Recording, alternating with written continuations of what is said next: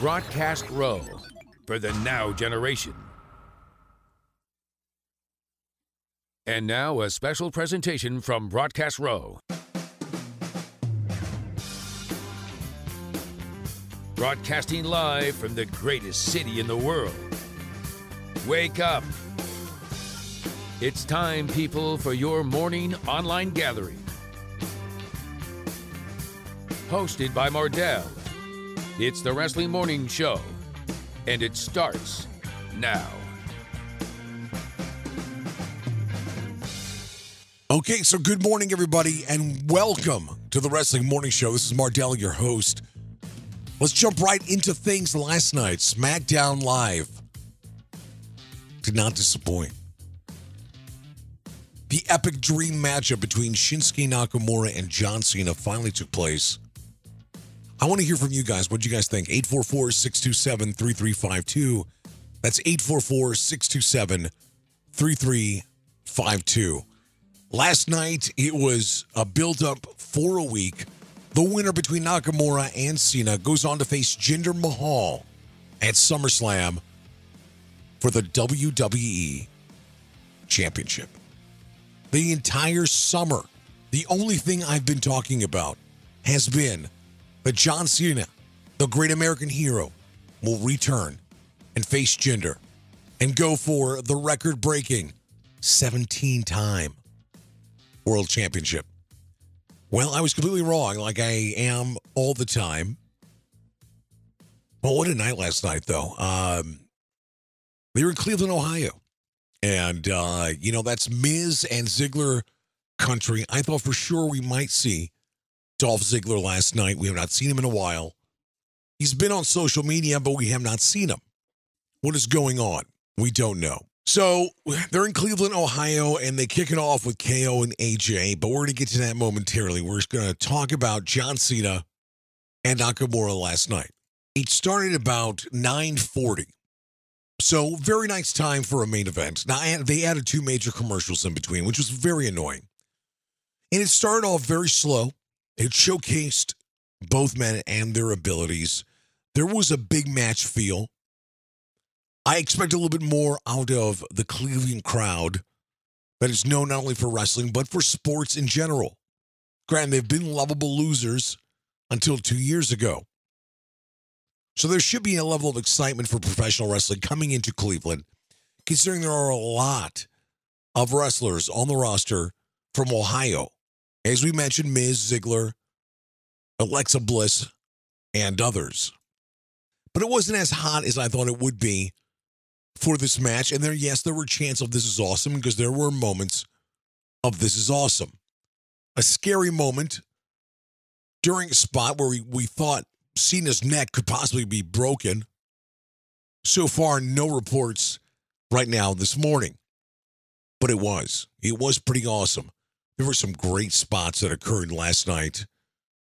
But finally, Nakamura gets a King Sasha on Cena and pins him. And pins him clean. And this was something I did not expect, to be perfectly honest with you. This entire summer, the only thing I've been talking about is Cena coming back. And of course, one thing that I have to remember what I say all the time, this has been the summer of shock and awe. And that's what happened last night on SmackDown Live. We're going to get more into Cena and Nakamura's match.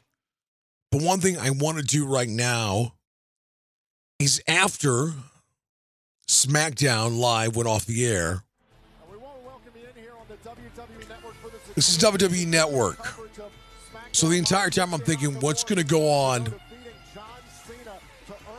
with John Cena? We find out. I'm going to let the announcers take over right now. Let's just listen to this. A career-defining moment for Shinsuke Nakamura, now on the heels of another potential career-defining moment, and that is the opportunity to become WWE Champion. Shinsuke took a time off in 2006, traveled all over the world, Brazil, Mexico, Russia, even trained with Brock Lesnar to learn more about the game. And wait, it's Baron Corbin! Mr. Money in the Bank, Baron Corbin! And Corbin's going after Nakamura! Remember, Nakamura had beaten Corbin, and get this, this opportunity. And Cena back in. Cena going after Corbin now. Cena realizing the injustice of the situation here. Oh, man, Corbin right hand. Shot to Cena. Uh-oh. Oh, wait.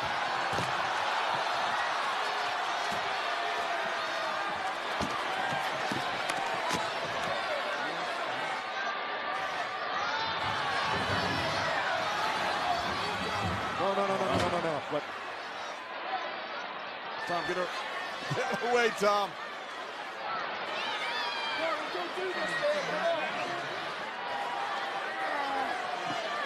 Baron Corbin is just an angry individual.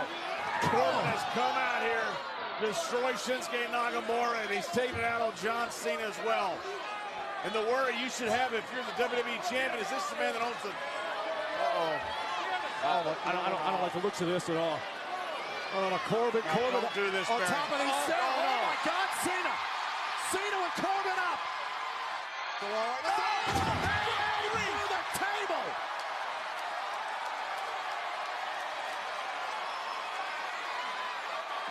As you just heard, Cena put Corbin through the table and goes back in the ring and raises the hand of Nakamura. Great sportsmanship by John Cena. So now we set up SummerSlam.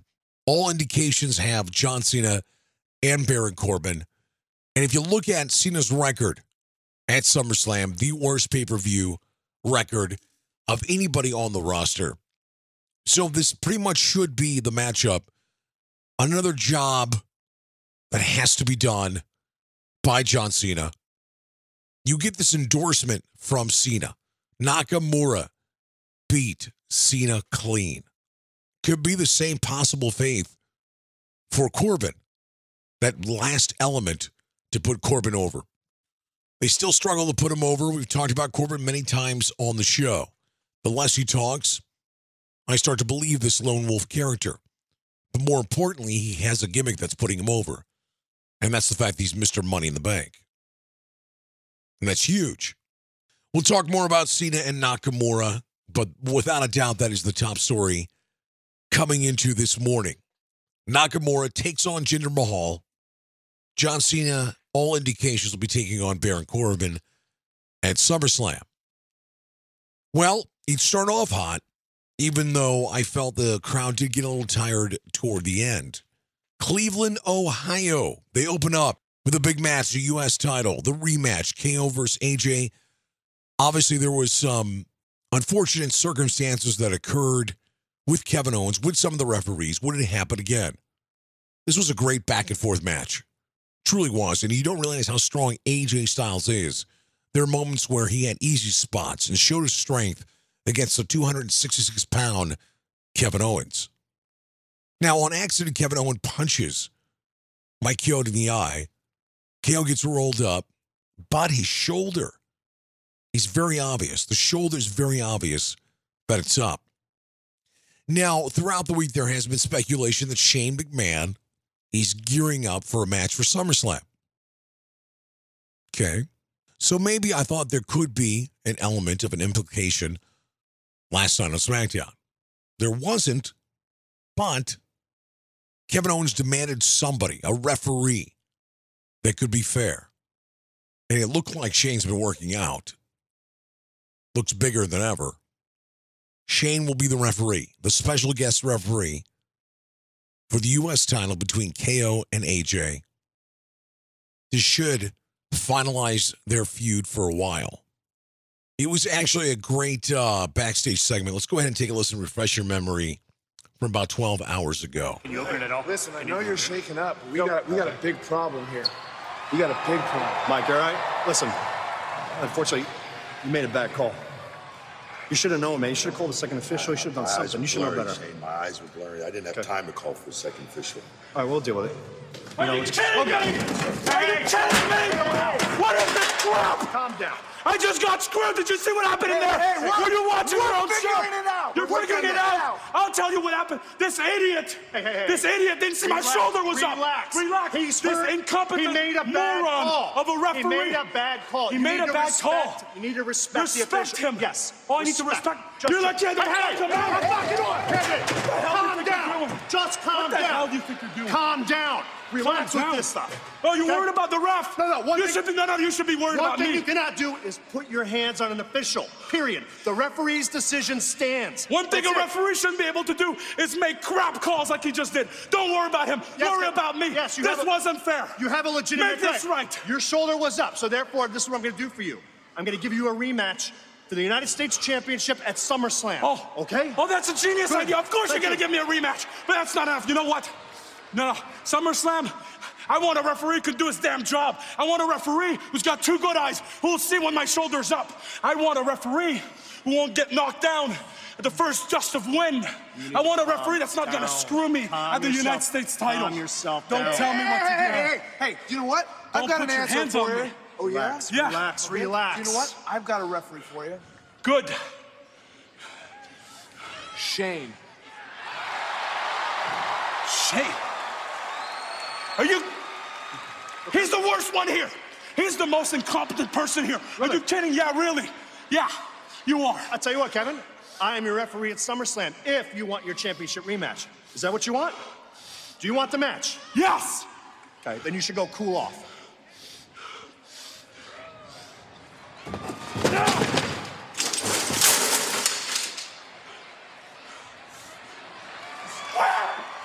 Okay, so that was backstage, and Shane agrees to it, which just adds another element, adds a McMahon, adds a major name to SummerSlam. Regardless of how you look at it, SummerSlam is shaping up pretty nicely, I would say. Obviously, the main event for the Raw brand is probably the headliner. Not to take anything away from the Maharaja and his title, don't get me wrong.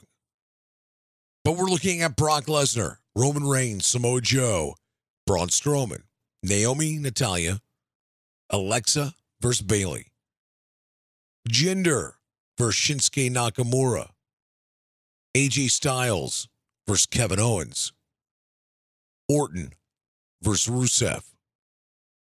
And of course, late last night, Tozawa gets the win over Daivari, and he's going to face Neville for the Cruiserweight Championship. So SummerSlam is stacked.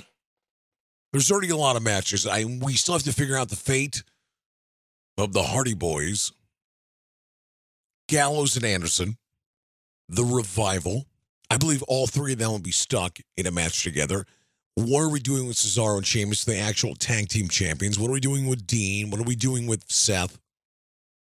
I could take a hunch. There are a couple ideas, obviously. We're going to see a lot of Fatal 5-Ways. We're going to see Fatal 4-Ways, Fatal 3-Ways, 3 or 4 tag teams in at a time. They're going to try to put the whole roster in this 4-hour show, not to mention the kickoff show. The Usos came out last night, but they came out in a way that kind of fooled the fans. I thought this was great, and we're also going to play this audio clip for you last night. They kind of have a continuation of the rap battle. They sounded great.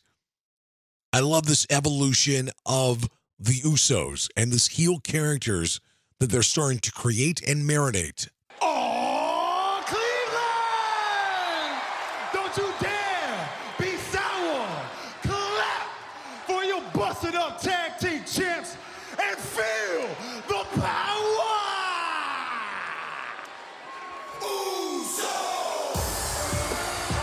Well, that explains that. Yes, it does. Now, we don't see the New Day last night at all. Usos come out. Now, granted, the Usos have been down since day one-ish. They come out here, and they just, it's great. Phenomenal promo. Some rhymes, some rap. Sending clear message to the New Day. That's what the Usos are doing. Hey, what y'all thought it was gonna be? 3 clowns on a tricycle? Or 3 grown men talking about each other's popsicles?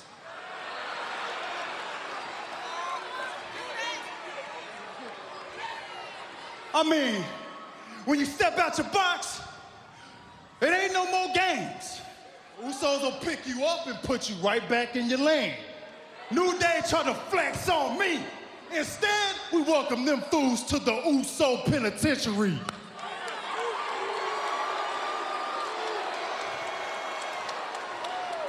Hey, New Day, we the reason they not here now. Last week, we had this whole stage sounding like a cartoon. It was boom, bing, pow. Comic books.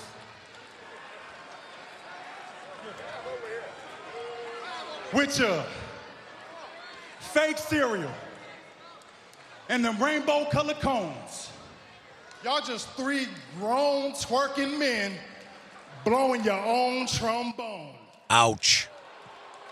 So here it is. So check this. Check it out. New Day. You can keep your unicorns, your ice cream bars, and them New Day socks. We taking your tag titles and your catchphrase. Because, ooh, so rocks. Ooh, so rocks. Ooh, so rocks. Ooh, so rocks. Ooh. All right, so New Day was not there last night. And I tell you what, Usos come out. They do a phenomenal job. Very quick. They're kind of taking that momentum of the rap battle. Certain things were said in there. Obviously, popped the crowd, had the internet buzzing, but they were not even allowed to repeat things for the last 3 or 4 weeks since the rap battle. So they're coming out with some great lyrics, and they're getting over more and more. I cannot wait for Brooklyn. I think this could be an opportunity. We're finally, Usos take it to that next level with a heel-heavy crowd in Brooklyn, New York. You know what? It's time that you guys probably give us a call. I think it's important that you do 844-627-3352. That's the call line and the text line. We want to hear from you. We're taking just a small break. Not very long at all. Follow us on Twitter at Live Morning Show. Pretty much we stream everywhere. The show is screening for you. Want to get some listeners' feedback? Call or text. Once again, it's 844-627-3352. It's the Wrestling Morning Show.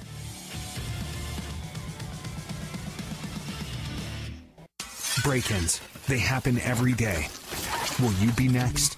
With Simply Safe, you get comprehensive, professionally monitored home security. Each Simply Safe system is thoughtfully assembled, from entry and motion sensors to a high-definition security camera. You'll have everything you need to keep your family safe. CNET called it comprehensive, easy-to-use protection, naming it editor's choice for home security. Order now and in a few days be protected 24/7. Click the banner to begin protecting yourself today with Simply Safe. With Zillow, you're not just looking for a house. You're looking for the pool that will turn your kids' fingers into prunes. The living room where your dad will explain the nuances of football to you. Yet again. The kitchen where you'll alphabetize your spice collection and discover forgotten, furry, what is that, in the back of the fridge. You're not just looking for a house. You're looking for a place for your life to happen. And whether buying or renting, Zillow makes it easy with smart search features, photos, and more. Zillow. Find your way home. The Wrestling Morning Show with Mardel, live on Broadcast Row. Okay, so we're back, everybody. Thank you for joining us this morning. We do this every Tuesday, every Wednesday, 9 a.m. Eastern. Join us at 844-627-3352. That is the number to call. We're recapping SmackDown, and I want to move on now. After the Usos come out, we have the Fashion Peaks. Now, Fandango's missing in this segment. Tyler Breeze steals that entire segment, proving he could do this by himself. You can hear the crowd popping. I even laughed when I'm watching this. We quickly move on to the second match. Sami Zayn versus Aiden English. First of all, they introduce Sami. Then they go to a long commercial. Then there's this enormous long intro for Aiden English. Very annoying, very long, but he's drawing heat. That's exactly what he needs to do. The intro combined with the commercial was longer than the actual match. And poor Sami, once again, doing the job, even though he was victorious recently over Mike Kanellis. Aiden somehow pulls the trunks, ends up winning. Aiden English beating Sami Zayn. And then Mike and Maria come out. Now, you know, ladies and gentlemen, anytime Mike and Maria come out,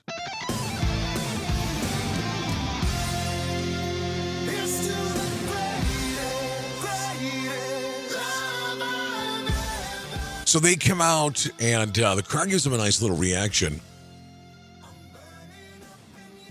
Maria says, love that Sammy lost. Love that Sammy lost. So I think that feud's still there between them. I kind of felt bad, you know, this big buildup for Mike and Maria, and then he ends up losing to Sammy.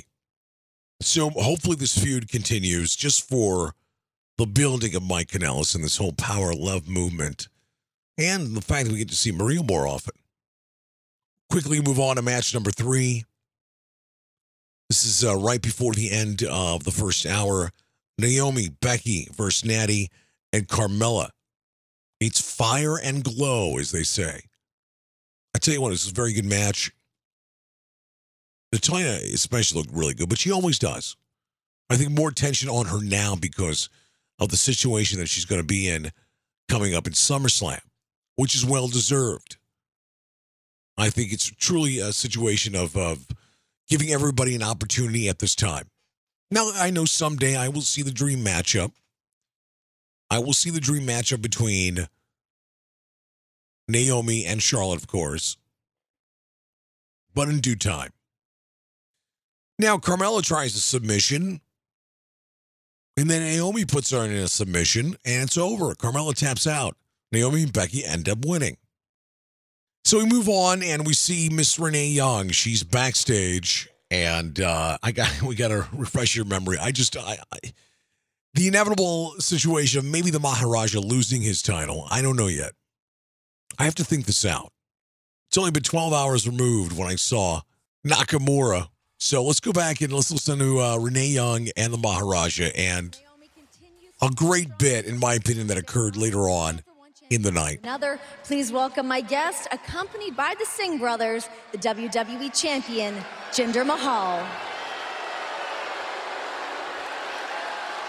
Jinder, at SummerSlam, you will be facing the winner of tonight's matchup between John Cena and Shinsuke Nakamura. Is there somebody that you would prefer to see victorious tonight? No, Renee, there's not. It doesn't matter to me if it's the man from Japan or the American. I will walk out of SummerSlam as WWE champion. Right now, the only thing I care about is going to my personal skybox so I can watch this so-called dream. This is my favorite line of the entire night. Renee, every time I walk down the street, the only thing I feel is xenophobia. But that only makes me stronger, prouder of my heritage. Every one of the heroes, they stand in front of me, I destroy till they have no choice but to bow and scrape at my feet. I am the WWE champion, and nobody can end the reign of the modern day Maharaja. Yeah, that was just fantastic. Talking about his skybox, which I thought was hilarious. And truly, later on, he does go to his skybox to watch the main event between Nakamura and John Cena. So we're moving right along. Now, this is about 10 minutes past 9 o'clock. We have Gable and Rusev. By the way, a lot better than expected, to be honest. So we have Gable and Rusev. Gable has this new look. Of course, they go to commercial with the split screen.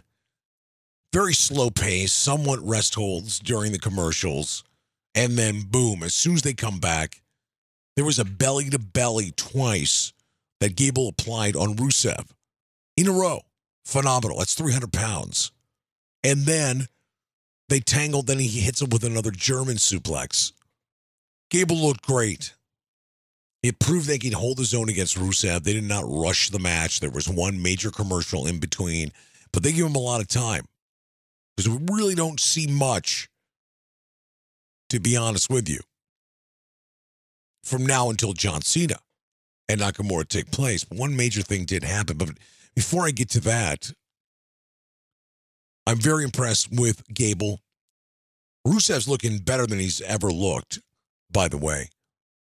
If you ever watch Total Divas, only talks about his legs, where his legs are intact, but the fat around his stomach definitely gone. He's just looking good right now. I mean, there's an element of you getting a little bit too skinny. He's just not as appealing as that brute force as you once was. So the match is over. Obviously, Rusev ends up putting the accolade. Gable unfortunately taps out. But then we get a surprise. You guys know who it is if you watch it. If you did not watch it, here we go.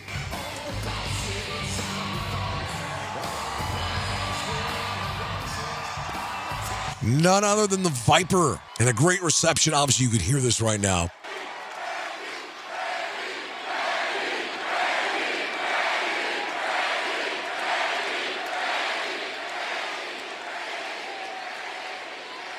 If I was you, I wouldn't want me to get in that ring either.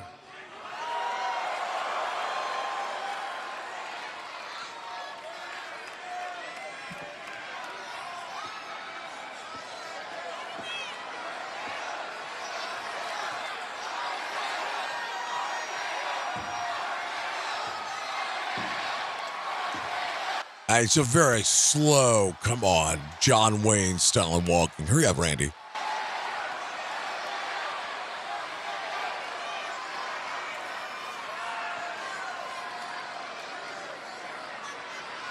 You've never beaten me.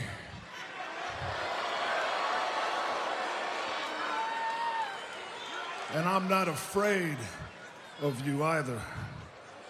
You want an opponent at SummerSlam? Look no further. You got one right here. Wow. Ask and you shall receive.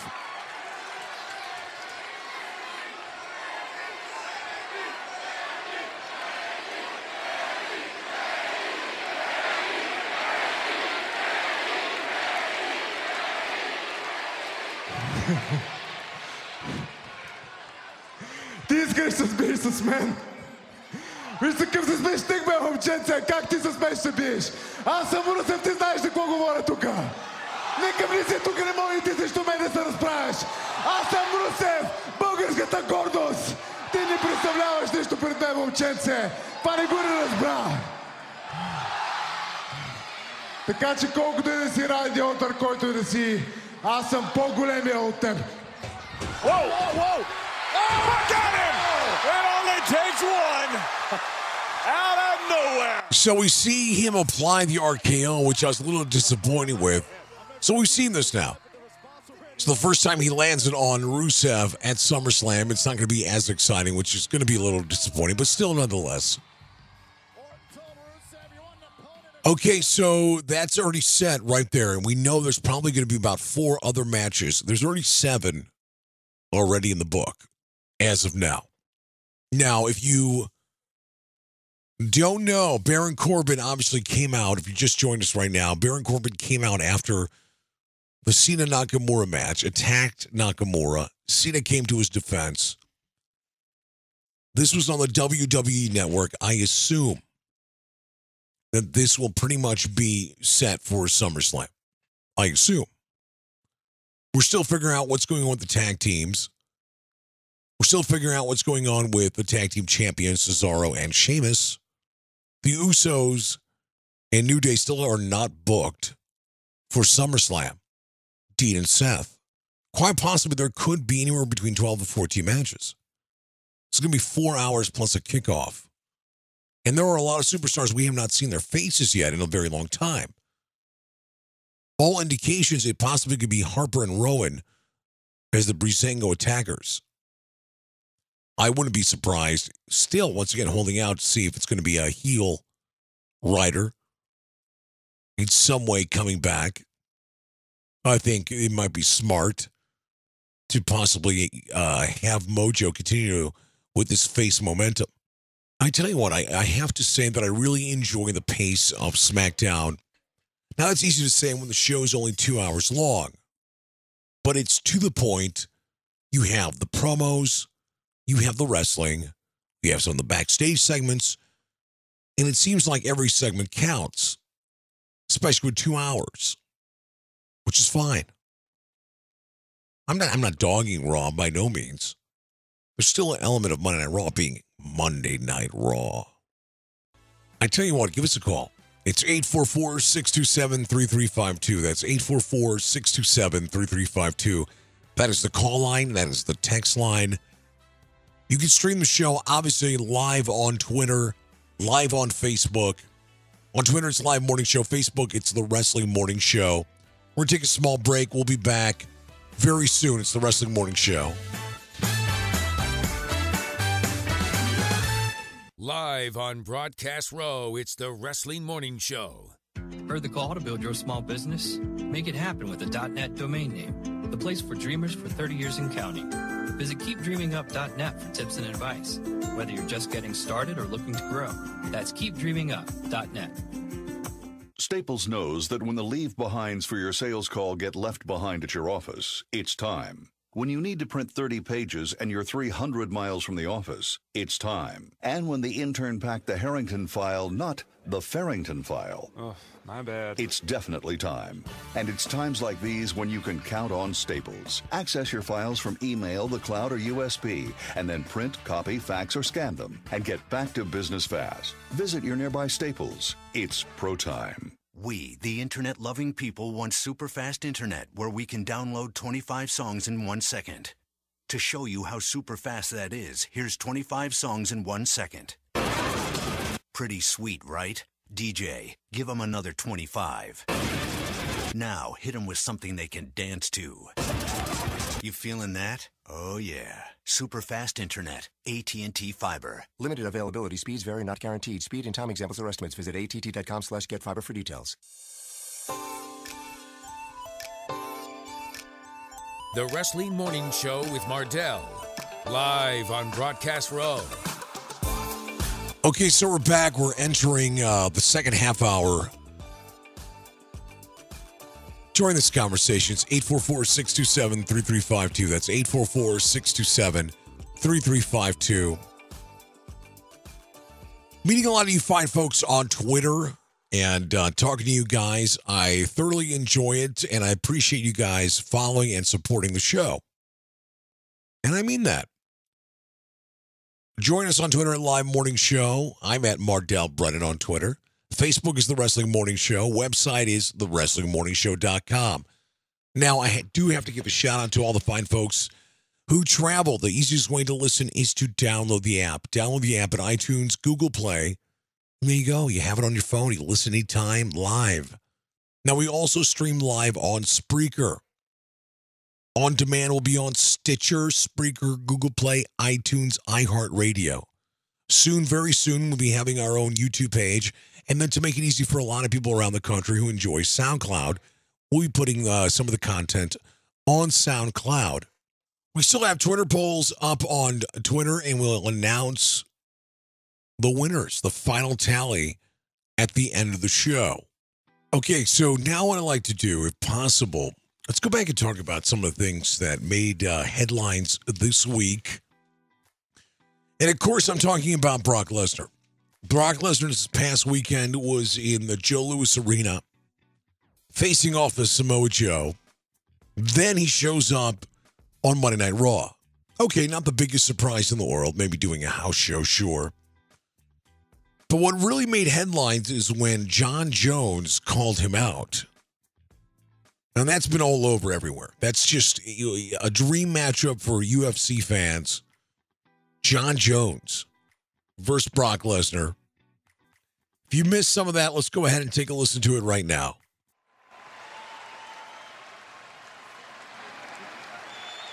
John Jones with Brock Lesnar. If you want to know what it feels like to get your ass kicked by a guy who weighs 40 pounds less than you, meet me in the octagon. Wow. Okay. So there you have it. That's John Jones. And the response from Brock Lesnar was, be careful what you wish for. Now, John Jones has ultimate respect for Brock Lesnar. That's documented. After the trials and tribulations and the suspensions by John Jones, if you actually Listen to what he said about Daniel Cormier at the very end of their match. One of the most respectful interviews and announcements for another competitor. Quickly turning and making that announcement you just heard about towards Brock Lesnar, and he really was just being as honest as he could be.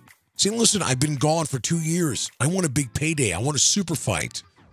And with Brock Lesnar being Brock Lesnar, former UFC heavyweight champion, obviously a polarizing figure in the WWE, a household name. This is the big fight that Jon Jones has been looking for. And I think it'll be great not only for the UFC, it'll be great for WWE, it'll be great for Jon Jones, it'll be great for Brock Lesnar. And that's big time money. I don't see Brock really turning it down. I think it's a win-win for everybody. Brock just has to hold his own. He doesn't even have to win. Now, Brock does weigh 40 more pounds than Jon Bones Jones, who is the light heavyweight champion. There's been speculation that Paige was backstage last night in Pittsburgh. It was documented with a video and photo. We cannot tell you if this photo or video was actually from last night or from years past on Monday Night Raw. There's a lot of outpouring of emotion for Paige all over the internet, as you guys obviously know. There's also a lot of emotion and really backing of Give Emma a Chance. It's the hashtag Give Emma a Chance. That's been all over the internet. Curious to see her and the reaction she gets next time she appears on television. I want to say congratulations to John Cena. John Cena has landed another movie role. Now, this is going to be interesting. This is going to be the Transformers prequel starring Haley Steinfeld. It's going to take place in the 1980s, and it's going to revolve around Bumblebee. And reports have it that Bumblebee will be facing off against Aquaman. That's what reports say. It doesn't really make sense, but I don't really know too much of the backstory of Aquaman. I was a huge Transformer fan as a kid, obviously, of the cartoons, and really enjoyed the movie. So congrats to John Cena. Really a step in the right direction for his career, doing action, doing comedies. His next film is the upcoming The Pact. Comes out April 2018 with Leslie Mann and Ike Barinholtz. It's a movie about parents preventing their kids from having sex on prom. So there you go. That's some of the headlines this past week. We come back, we're going to recap Monday Night Raw. Now join the conversations, 844-627-3352. That's 844-627-3352. You could join the conversation if you would like on Twitter at Live Morning Show. The website is The Wrestling Morning Show. You can stream directly from Twitter and Facebook. Easiest ways, download that app in iTunes and Google Play. We'll be right back. Now back to the Wrestling Morning Show.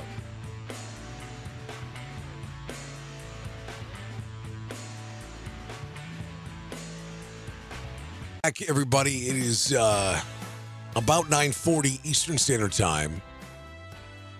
Hopefully you're enjoying the show if you're listening out there. So many ways to listen. The website, The Wrestling Morning Show.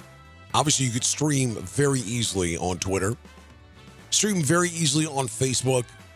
But download the app in iTunes and Google Play. And, of course, when the show is over, it'll be on demand. We'll always give you on-demand updates on Twitter, on Facebook, and, of course, on the WrestlingMorningShow.com. So if you've been listening to the show, we recapped SmackDown. We got Coder coming up at the top of the next hour. For everybody waking up in the West Coast, good morning. And I also know for a fact we have people overseas listening to the program, especially in the great UK. So I appreciate you guys listening to the program, as always.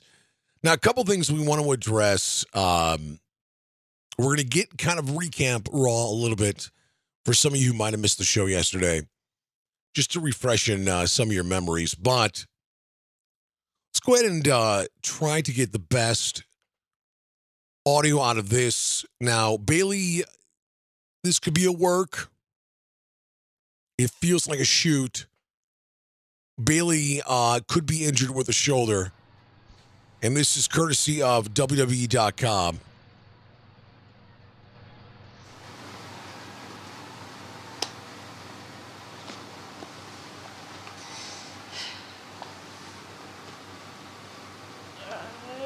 Yeah. I don't know. I just did something to my shoulder that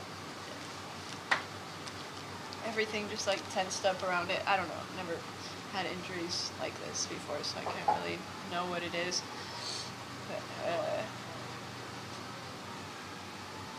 I guess we're gonna see. Have an X-ray tomorrow morning, and then go from there. Try not to panic too much yet. Couldn't really do much after. I don't know. People do crazy things under adrenaline, I guess. Well, I don't know what to say. It hurts. It's stupid. I'm sad.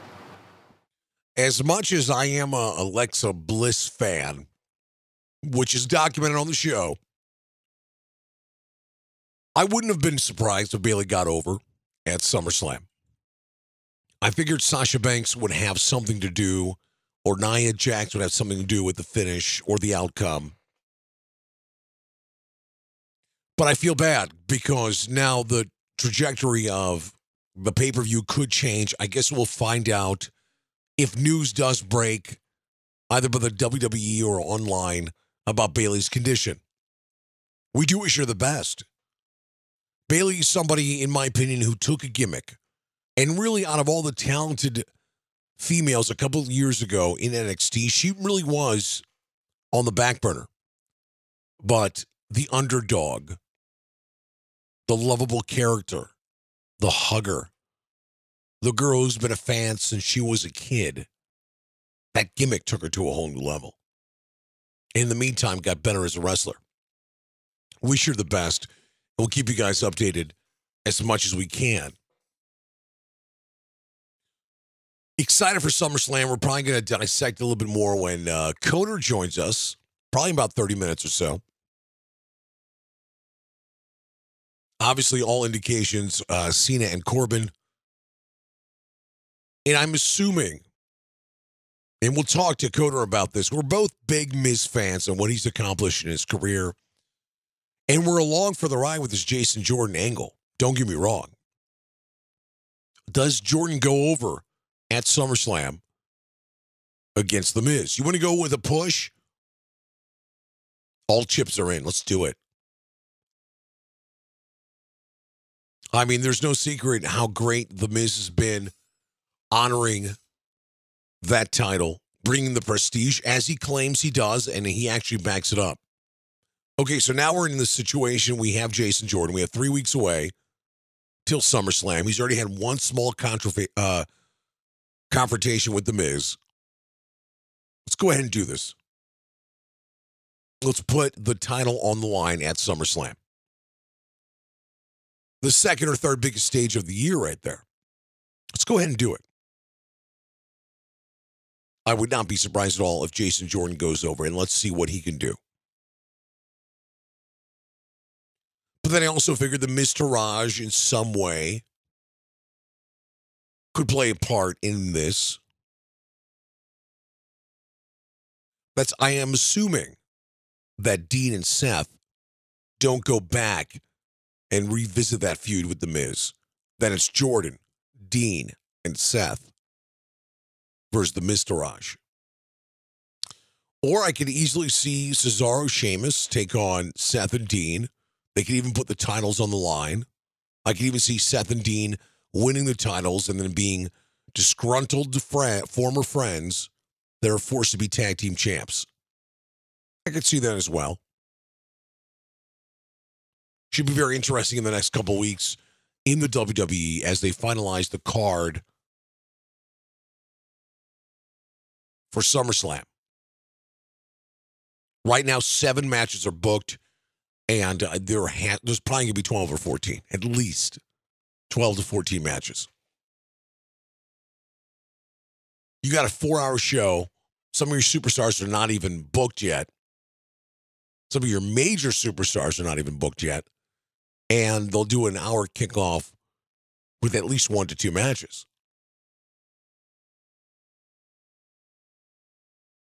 So at the end of the day, I'm going to say there's going to be 12 matches. 7 are booked already. Let's go back and refreshing your memory on Monday Night Raw.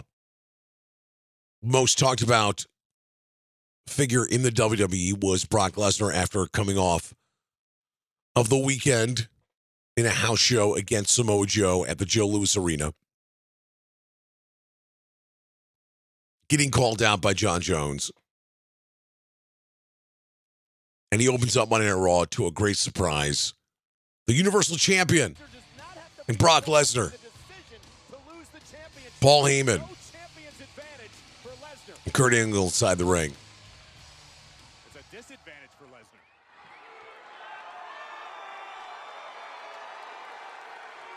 And another great promo by Mr. Heyman. I know what you're doing. I figured out the scam. I understand the strategy. I see the angle that you're playing here. You want to, you need to, you have to take the Universal title off of Brock Lesnar. Why else? Tell me, please, I beg of you, why else would you put my client in a fatal 4-way at SummerSlam? And not just any fatal 4-way, oh no, against the single most stacked heavyweight division in WWE history. Think about it, okay? First, there's Braun Strowman. The sheer size and strength and speed of this monster among men. Any other time in history would be, could be, should be the Universal Champion. Oh, and then there's the Undertaker slaying Roman Reigns.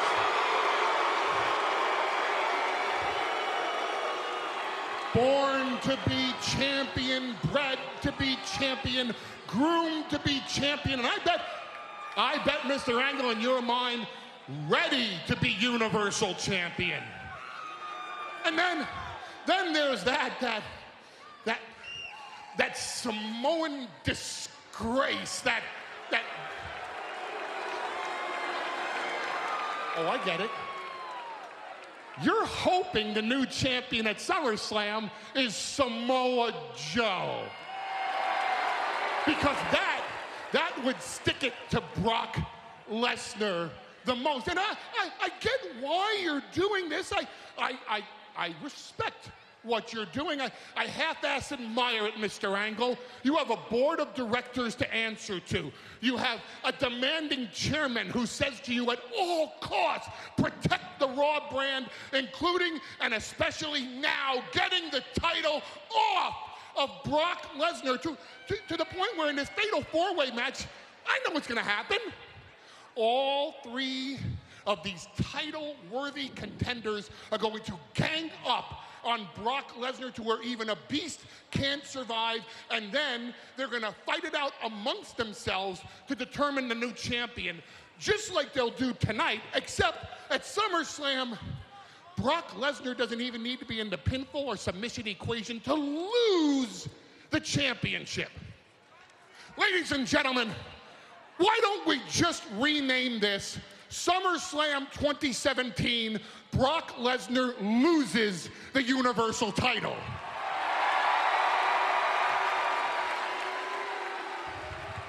Because, sir, respectfully, you've been told to make Brock Lesnar pay the ultimate price, haven't you? So, it boils down to this. If Brock Lesnar loses the Universal Championship at SummerSlam, he leaves WWE.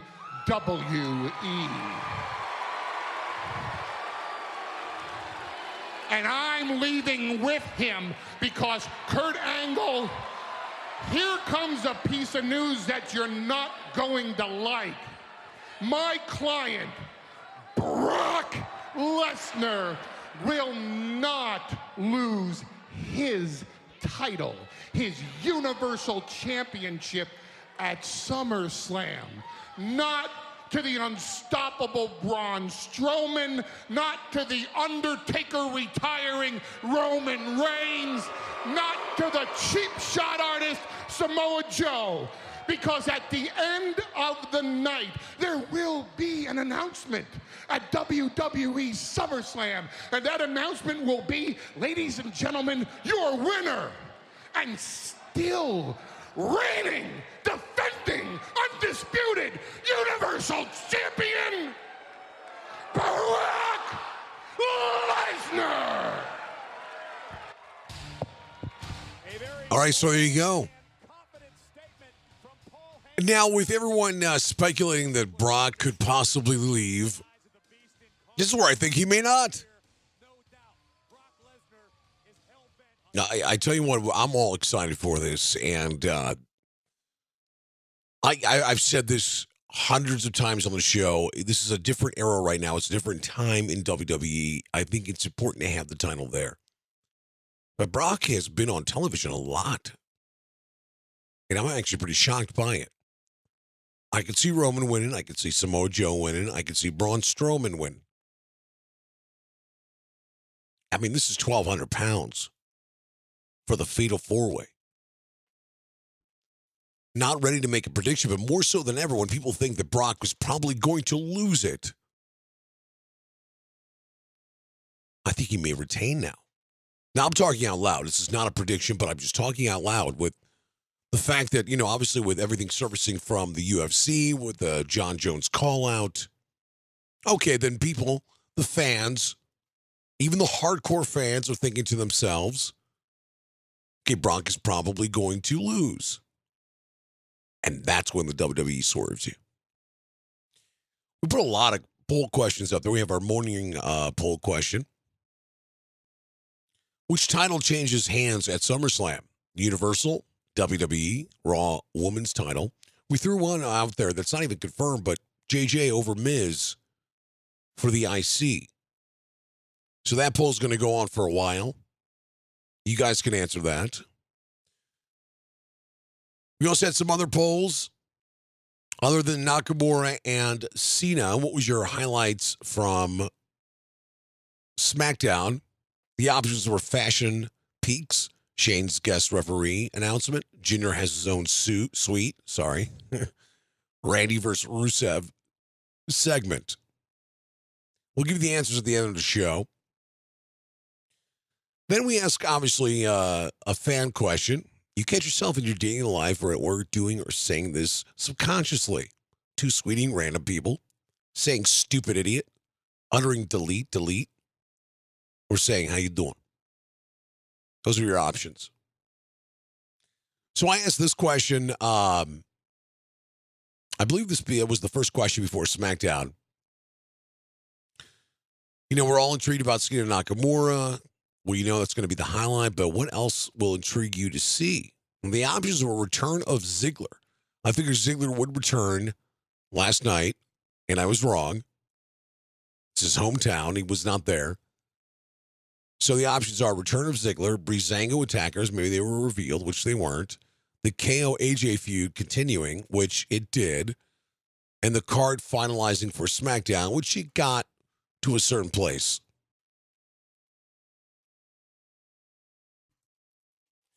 I mean, just to see Nakamura and Cena inside the ring was good. Now, everyone is saying it was great and all that. I don't know. I'm not going to say it was great. Of course not. There was no feeling behind it. There was no buildup. There was a 1-week suspense of seeing arguably two of the most popular wrestlers in the world. For the last 10 years, the most popular Japanese wrestler in New Japan. Comes to NXT, takes over like you wouldn't believe with the fans. Was a slight struggle with the booking when he came up to the main roster. Now, I really do believe that single-handedly, the moment he got over, is when he got attacked at Money in the Bank by Baron Corbin and came back 20, 25 minutes later to a hero's welcome. That's when he arrived. That's when he came back for the biggest pop of that pay-per-view. Now he goes against Big Match John. There were rumors out there saying that Corbin was going to interfere in the match, costing Cena. But my hat's off to John Cena and the WWE because Nakamura won clean. Now, granted, almost paralyzed one of the greatest of all time with a suplex right on the neck. It was unfortunate. And actually, if you go back and watch it, there is utterings of "I'm sorry" by Nakamura and John Cena saying, "You don't have to be sorry." Class act, John Cena. I hope there just comes a time right now when all the hardcore fans with the Cena suck chants, and by the way, the Cena suck chants, there's really no more emotion behind it. Because if I bought a ticket and John Cena's on that brand, he doesn't show up, I would be upset if I hated him, which I don't. Talk about a lot of stuff coming up very soon at the top of the hour. We also got the code break coming up. That's probably going to be about 9:15, 9:20 in the Central. And, of course, 10:15, 10:20 Eastern Standard Time. Getting back to just recapping a little bit of Monday Night Raw, obviously Jason Jordan, we talked about some of his promo skills need to advance. He's got the look. He's got the in-ring ability. Now he has this gimmick of being the son of Angle. And he's going toe-to-toe with one of the very best, Mike Mizanin. Got to get better on that microphone. It was great to see Elias Sampson on Raw ask the question, who wants to walk with Elias, for the biggest cheer of his career, to be honest. And that was good to see. I can only imagine at SummerSlam when he asks that question, that place is probably going to explode, which is great. That's how you marinate your character and prolong it. It was a nice slow burn. He's wrestled some guys that we respect, like Sami Zayn and Finn Balor. I don't mind it at all.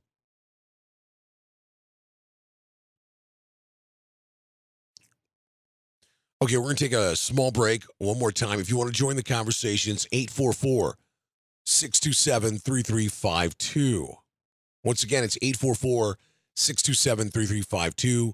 You can call. You can text. We just want to hear from you, hear your opinions. We'll be back at the top of the hour. So hopefully we'll hear from you. We got Coder coming up. We're going to talk more about SmackDown, more about Monday Night Raw, talking about injuries, and of course, finalizing, getting ready, and getting excited for SummerSlam. It's the Wrestling Morning Show. It's Mardel. We'll be right back.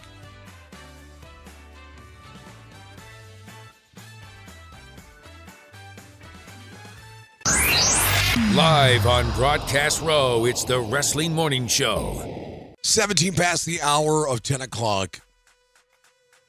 Join us, ladies and gentlemen, for the final 40 minutes. We have Coder coming up on the show as well. Should be joining us momentarily. The number is 844-627-3352. That's 844-627-3352. Also, you got to visit the Twitter page at Live Morning Show. I am Mardel Brennan, your host. You could visit my page at Mardel Brennan. We always stream live on Twitter, on Facebook, on thewrestlingmorningshow.com. The easiest way to listen is to get the app from iTunes and Google Play. Now, we did give out a morning poll. We also got several polls we put out last night during SmackDown. Now, today's morning poll, with everything that's going on when it comes down to SummerSlam, we asked you guys which title changes hands at SummerSlam. Universal Championship, the WWE Championship, the Raw Women's title, and then we threw one out there, Jason Jordan over The Miz for the IC title? So answer those questions. It's up online at Live Morning Show on Twitter. I am very excited to talk to Coder because he was popping for the Nakamura Cena match via the text message last night. I have my own opinions. I'm a huge fan of both of them, don't get me wrong. Okay, so what do we see next week? That's what I'm curious about. Obviously, when it comes to Raw, we're going to see more, I assume, more of the tag team build up between the Hardys, the Revival, Gallows, and Anderson. And I think we'll finally know the fate of Dean and Seth. Now it's a must at this point. It's a must at this point to establish pretty much next week on SmackDown, on Raw, what the final card is for SummerSlam. I'm expecting 12 matches. There's 7 already. Let's just go ahead and add Corbin and Cena. Make that 8. And I'm sure there'll be 4 more, but they still have top superstars not even lined up. You also got Big Show, Big Cass. I hope to see Elias Sampson. Where is Ziggler? Does anybody know where Ziggler's at? I've asked that question 3 weeks in a row now. Where is Ziggler? We don't know. But what we do know is we have Coder on the line, and it's time for the code break. It's the Code Break with Brent Coder. What's up, Coder? Good morning to you. Good morning to you, Mardel. How's it going? It's going okay. Let's jump right into it from last night. You were excited. John Cena, Shinsuke Nakamura, first time ever. Another dream matchup they have put on television for us this summer. Give me your initial thoughts about that match last night. I think it lived up to everything it was supposed to be. You know, started off with a bit of a slow build there, but a great finish and just a really good match out of these two. Unfortunately, we have these, interruptions of commercials and whatnot where they tend to go to rest holds for a little bit. So we had a couple interruptions, but the final segment was great and, a very surprising outcome, obviously, but that's what made it awesome. Really, really surprised to see Cena go down clean. I mean, you just don't see that too often, especially out of a guy who's really only been there for a few months. So that's big things for Nakamura for sure coming his way. Well, yeah, we criticized kind of some of the booking of Nakamura. I mentioned just a couple minutes ago where I thought finally the one moment I could symbolize that, okay, he has arrived was getting that hero's welcome at Money in the Bank after being attacked in the very beginning of that match. And to see him go over clean. First of all, hats off to John Cena, hats off to the WWE for really giving respect to Shinsuke Nakamura, a world-renowned sensation and a polarizing figure around the world. And now fans are starting to fall in love with him. I'm not talking hardcore fans. I was shocked. This entire summer, I was talking about the big hero's welcome for the American hero to take on Jinder Mahal. But with SummerSlam, with people in Japan, more eyes will be glued to this. I was pretty shocked. Now, for the match itself last night, you know that I love the storyline. I love the build-up. Obviously, that wasn't the case. So we threw 2 major superstars into a match. It was forced, obviously, because there's no storyline there. It's pretty much, let's see who could win and take on Jinder at SummerSlam. And then, of course, the commercial becomes utterly annoying. And then finally, the last couple spots were exciting. And the big shocker was Nakamura winning, and I was completely wrong this entire summer. So, yeah, it was. And not only that, he almost breaks his neck with a suplex. And at the very end of that match, I don't know if you saw this, they shake hands, and Nakamura tells him he's sorry. And Cena goes, "You don't have to be sorry." Then we switch on to the WWE Network, and Baron Corbin attacks Nakamura. Cena gets tangled up, puts Corbin through a table, and there we go. We set up Baron Corbin versus John Cena at SummerSlam. This is a win-win for everybody who's going to SummerSlam to get over. Well, yeah, that'll be my bathroom break, or maybe I need to run out to the store during SummerSlam, and it'll most likely be during. I just not don't care for either one of these guys, to be honest. So not too excited about that matchup, but I am excited about Nakamura and the Maharaja. So big surprise there that we're getting that match. But I guess. I don't know if this is the idea here is we're going to see Cena now put Corbin over because I don't see why else this match would make sense if he's going to pick up a win against him. So I'm not sure where this is going, and kind of a bit out of nowhere at the end there of the match last night. But, doesn't excite me. But I'm definitely excited about Nakamura and the Maharaja. And, I think we're going to see a new champion. I think, last night I texted you. I was like, this is the biggest endorsement you can get, a win over Cena clean. I mean, he's almost going into the match, even though he's not champion, as the favorite, which is, right. Unheard of. Usually a face, you're going in as somewhat of an underdog, to get the crowd behind you. But with a clean win over Cena, you almost go in as the favorite in this match. So excited about that. Well, I tell you what, and then, okay, so now we got Nakamura.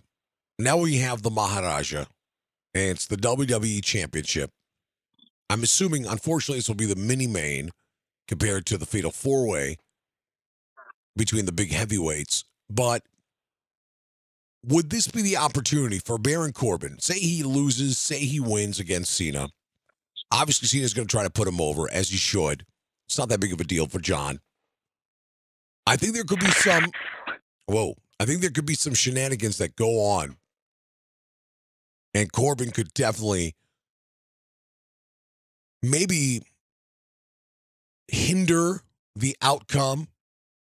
Possibly could interfere with this match. I don't know. I think something's going to go on between Jinder and Nakamura. Could we see a cash-in? Could we see an interference? I would not be surprised if Corbin and Cena are the first or second match in a 4-hour pay-per-view. I'm not convinced Nakamura is going over against Jinder, but I'm not making a prediction. Just talking out loud in this. All right, let's move along. We have Alexa Bliss and Bayley going on at SummerSlam. Now, it was reported Bayley has a shoulder injury, but that is not 100% confirmed, and where that goes from there, that should be addressed on Monday Night Raw. We'll turn back to SmackDown. Your boy Kevin Owens, I love Kevin Owens as well, AJ Styles. Now, we've seen this feud go on for a couple weeks to a couple months, but now there's an added element. Now there is Shane McMahon. First of all, it just adds a great element to this match that we've seen a couple times now. I love Kevin Owens. I love AJ. I know you're big fans of both of them. Do we see a confrontation between Kevin Owens and Shane O'Mac that could prolong to future SmackDowns and pay-per-views that will take place as Shane becomes a special guest referee at SummerSlam? Yeah, I mean, potentially there's a feud there, with one of these guys. He screws AJ over, he screws KO over, KO being most likely here. And, that ultimately leads to some type of match at, Survivor Series or down the road here. But I like this as an added element. I like, they had to take it someplace different. I was thinking it might be a cage match or, obviously there was a stipulation coming because these guys had faced each other a few times. Another good match last night, the controversial ending. And then Kevin Owens was intense afterwards. I mean, he was great. Legit pissed. He was great in the aftermath of it all. Really selling that, his the fact that he was so pissed about it. But yeah, I mean, this is what was needed for this type of matchup. They needed a stipulation. I like Shane being involved. It kind of adds a what if or what's going to happen kind of factor, and so should be good. And no one's talking about poor Mike Chioda suffering that severe injury in the eye, by the way. So I'm excited for that. There's going to be some element that's going to go on in that one with arguably two of the most popular superstars, KO and AJ, and now we have Shane O'Mac, special guest referee. I loved what the Usos did last night. We didn't see New Day last night. We saw the Usos come out. It was clear, concise, some great digs between them. That match is not even booked for SummerSlam yet. The card right now is only 7 matches. I thought they're probably going to do 12 to 14 matches. You got to realize this. They got to fit everybody in there. So we already have Corbin and Cena. That makes 8. I only imagine it's going to be New Day and the Usos, which makes 9. But I really love what the Usos are doing. I've loved it ever since they turned heel. You are actually a New Day fan. You like those good guys. I'm digging the Usos in this element. I think at SummerSlam we're finally going to see with that heel heavy hardcore fans. I really see the Usos getting over, if not winning the titles, but getting over to the height of their heel gimmick. Your thoughts about the Usos and New Day?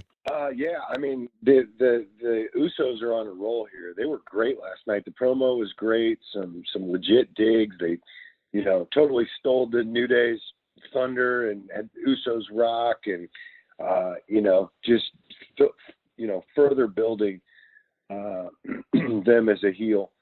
But,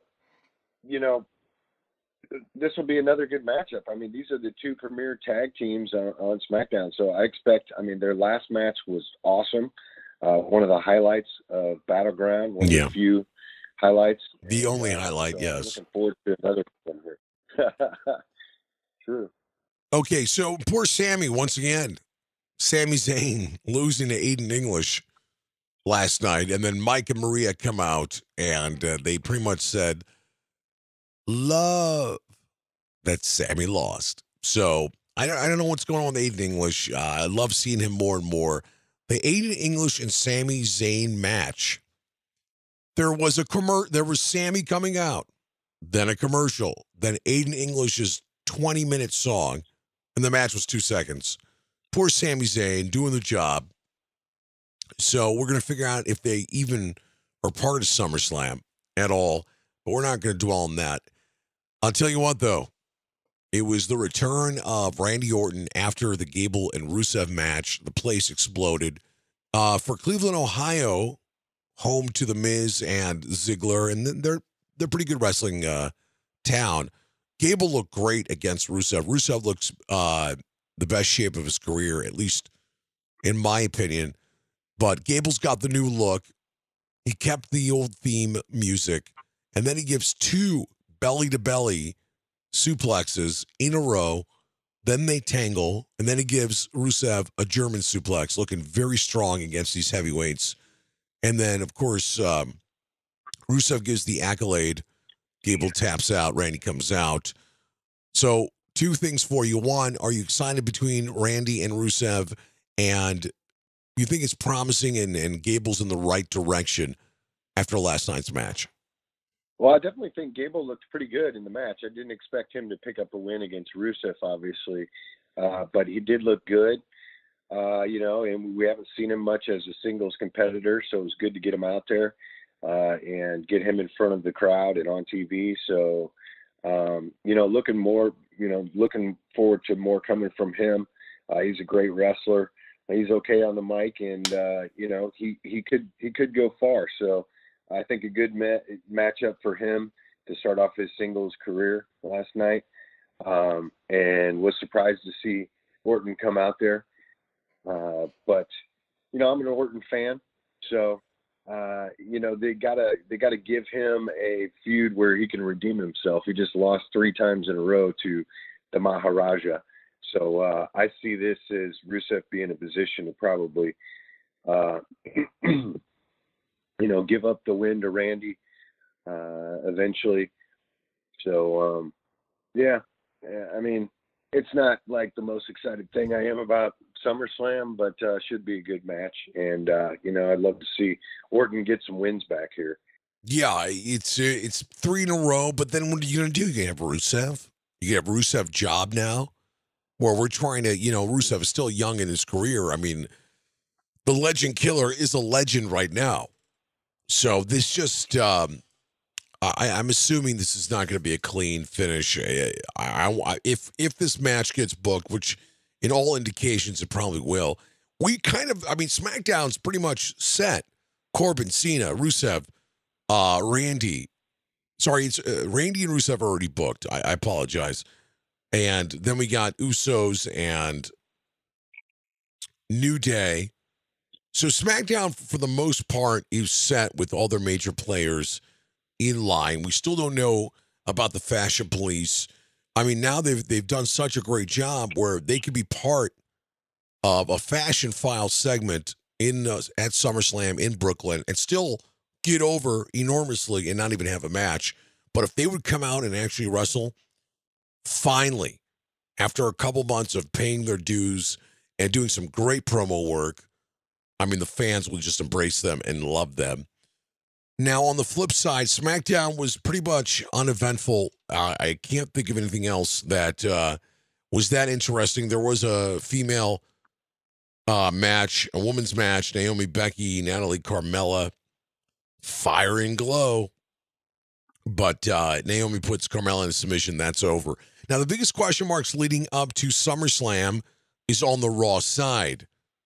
I don't want to go back and talk about Raw, but we're going to go back and talk about Raw. Still, it's been, and I thought about this as I watched SmackDown last night, thinking to myself, Jason Jordan, I think it's going to be inevitable, and they're going to announce it on Monday Night Raw, that he's going to take on The Miz for the IC title. Put all your chips in. You know what I'm saying? Let's put all your chips in. We've gone through this evolution now. He's been trending. People know his name. They know the backstory of Kurt being the father. Why not?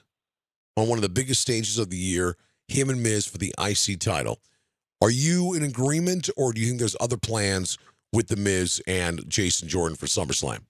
Well, it certainly looks that way, after last week. And I think it's the right move to put Jason Jordan in a match like this. I think, obviously being the biggest storyline of the last month or so, or maybe even the summer, it makes sense for him to be in a high-profile match. I think The Miz is the right opponent for him to put him over. He gets the rub in the ring. He's with the IC champ. I think this is where things are headed there, and I think it's a good thing for both guys involved. Continues to elevate The Miz, obviously being part of the storyline that is Jordan and Angle, and really helps Jordan here, who's trying to get over his face with one of the best heels in all of wrestling. Okay, so my other scenario is this. I could almost imagine we'll have all answers, I'm sure, by Monday. I mean, by Monday, we have less than 2 weeks. So we have still Seth and Dean. We talked about this on yesterday's show, that we have no idea what's going on with them. But maybe it's Seth and Dean versus Cesaro and Sheamus for the titles. And I can actually see them going over in almost a comedic storyline. I don't want to use the word comedic, but where they're still not friends, but they're tag team champions. We've seen this recycled in the history of wrestling before with two individuals. Or Sheamus and Cesaro get tangled up with the Hardy Boys, the Revival, and Gallows and Anderson. And then Seth and Dean with Jason Jordan take on the Miztourage. Would you think they got to pile everybody into this pay-per-view. So after we just talked about Jason Jordan and The Miz, do you think there might be a situation where it's Seth, Dean, Jason Jordan versus the Miztourage, or do you think it'll just be Jason Jordan and The Miz? That'd be interesting. It's certainly a possibility. Not the match I'd like to see. I'd like to see Jordan one-on-one for the IC title. I think that's the right move at SummerSlam rather than a six-man tag team that ultimately means nothing. But And I'd rather see Cesaro and Sheamus versus, Seth and Dean, to be honest, rather than throwing them in the mix with the Hardys and the Revival, etc. So, those are the matches that I'd want to see. But, it's interesting to see what will shake out. But it certainly looks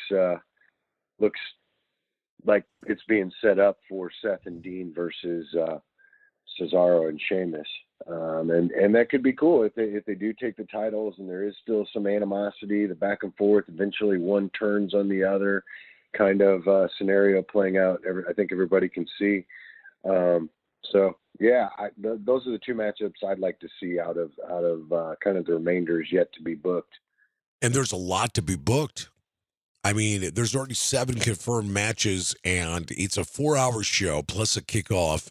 Somebody's feelings are going to get hurt if they're on the kickoff.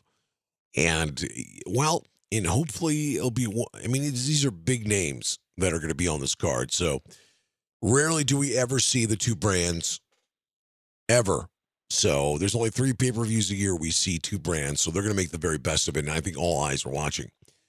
The one thing I hope that comes out of Monday Night Raw is finally this evolution of a match between Bray and Finn Balor, and Finn Balor starts leaning toward the Demon.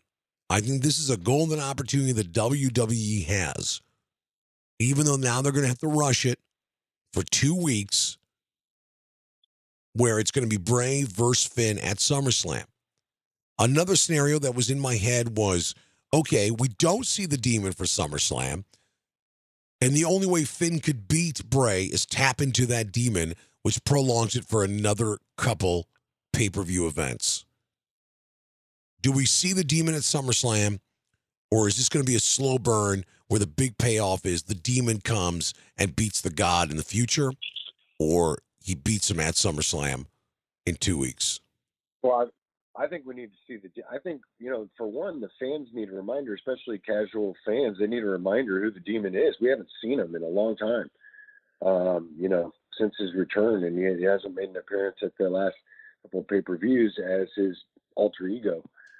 So I think it's needed. I think it's the right time. It's SummerSlam. It's the biggest show of the year. The entrance is epic and would be on that show.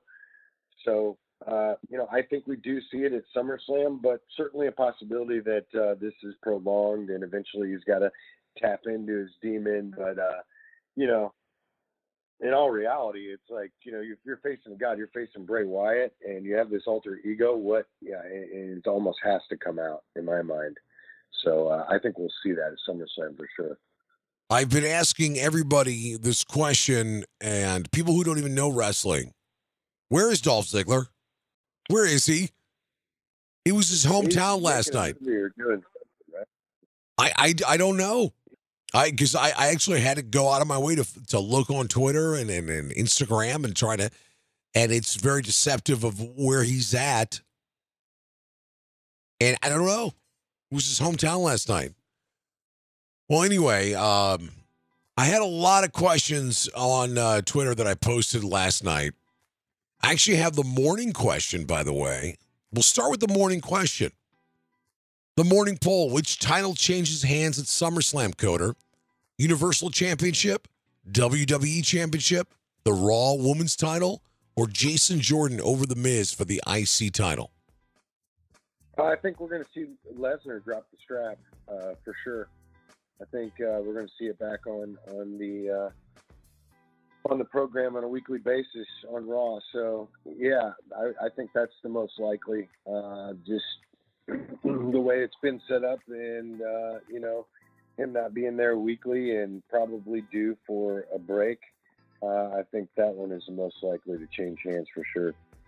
Okay, well, right now it's 50% WWE Championship, and this was a poll that was posted from earlier on in the first hour. Let's move on to the other polls we asked last night. Congrats to Nakamura and Cena on SmackDown Live. Great final spots. Other than that match, what was your highlight? The options are Fashion Peaks, Shane becoming the guest referee for SummerSlam.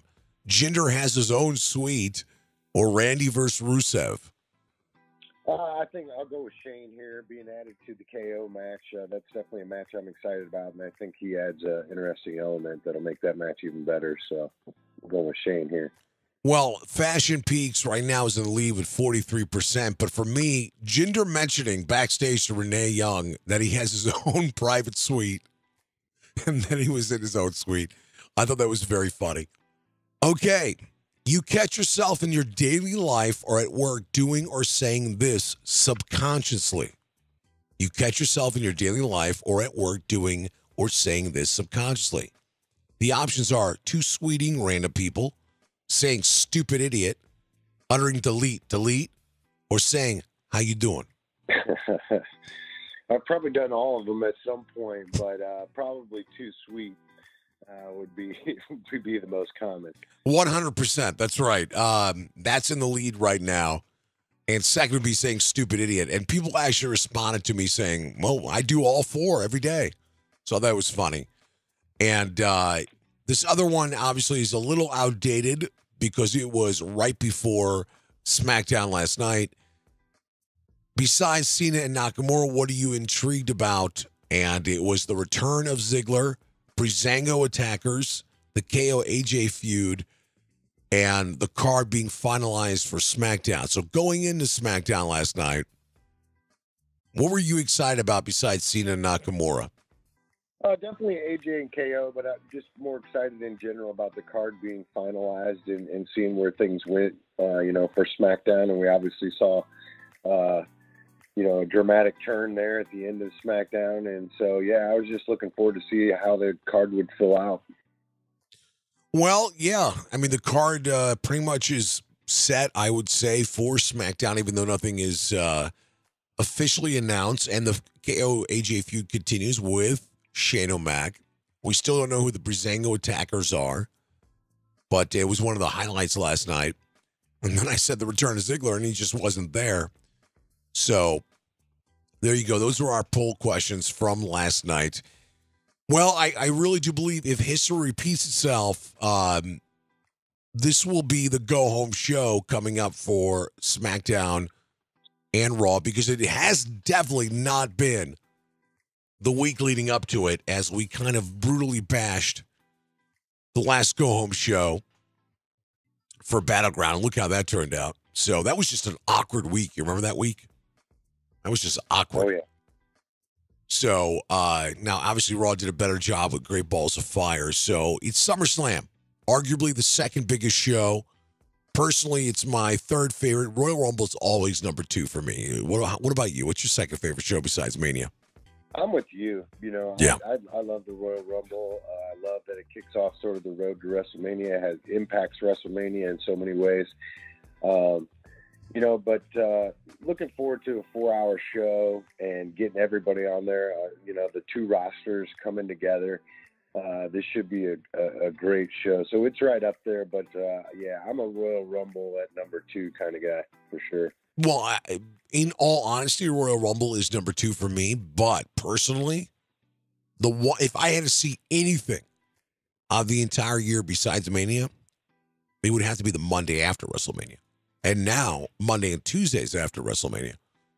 For me, those are just jamming 15,000 of the hardcore fans into one building. To this day, out of the 30 live events I've been to and major pay-per-views, that Monday after Mania in New Jersey, if you remember when Ziggler cashed in against Del Rio, that was the hottest crowd I've ever been a part of, to be honest. All right, Coder, you could follow Coder at CodeRock874.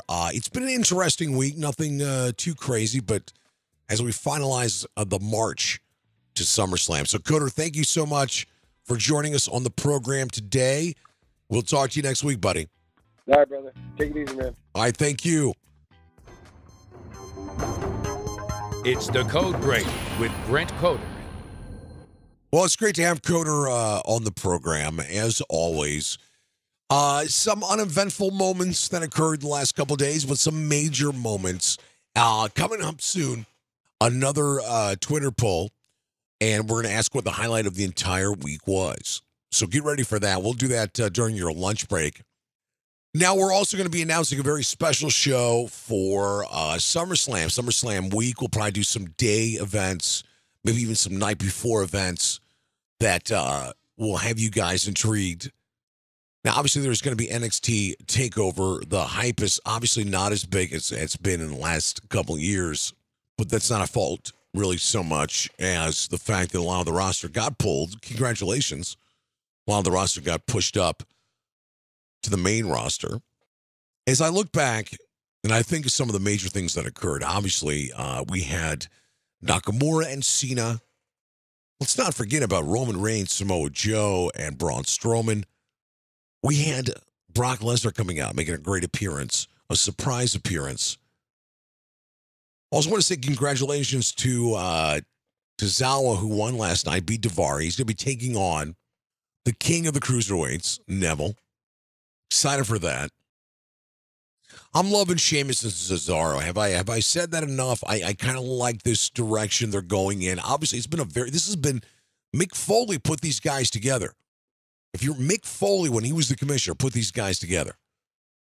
So this is well before WrestleMania.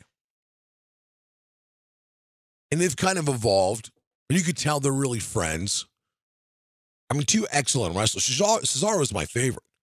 If there was anybody on the roster that's my favorite, I mean, Cesaro was one of those guys where you watch for years now and you're hoping and praying that someday you would have that opportunity to get the strap. But maybe it's not in the cards for him. But you know what's good? He always fares well in these tag teams. Before Tyson King got hurt, these guys were getting over.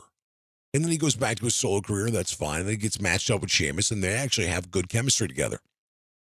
And there's only a few people I'd rather watch than Cesaro inside that ring. I mean, there's an element of congrats to Big Cass and kind of this push he's getting for the summer. What a crazy summer it's been, and it all started with the Maharaja. We finally saw Enzo and Big Cass break up. And the day after a major pay-per-view, who opens up a show? Big Cass. 2 nights ago, Big Cass main events Monday Night Raw against Big Show. So congratulations on that push. Now, granted, it wasn't the real main event. The real main event was an hour before, but I'm not going to take anything away from him. This has been one of the crazier summers I could remember, and hats off to WWE. We don't give them enough credit, and everybody wants to bash the WWE. You really have a problem with the product, you don't have to watch. You guys know that, right? But I have to tell you, though, what they're doing with the women, what they're doing with some of the young talent, they're giving opportunities to people like Baron Corbin and Big Cass, as I mentioned. Giving opportunities to the Maharaja, giving opportunities to Jason Jordan. This has been the craziest summer I could remember. Then they're giving opportunities to two guys who literally were buried. Fandango and Tyler Breeze. And the Fashion Police gimmick. One of the highlights of SmackDown.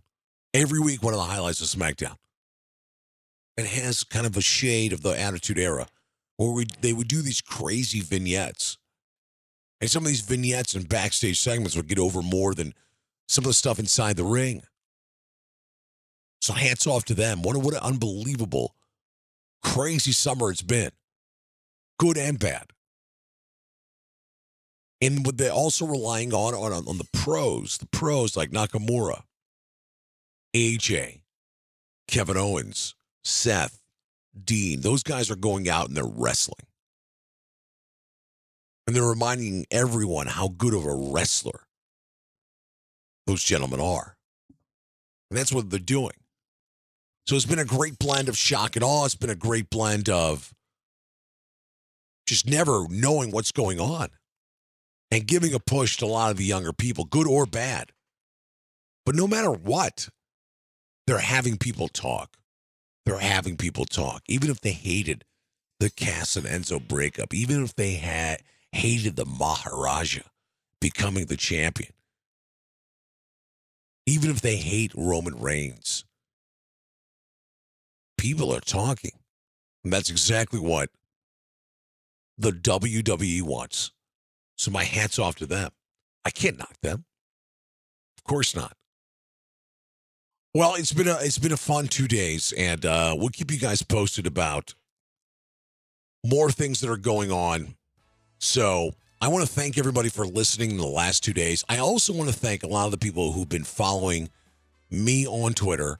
I met some new friends. I'm following you guys back.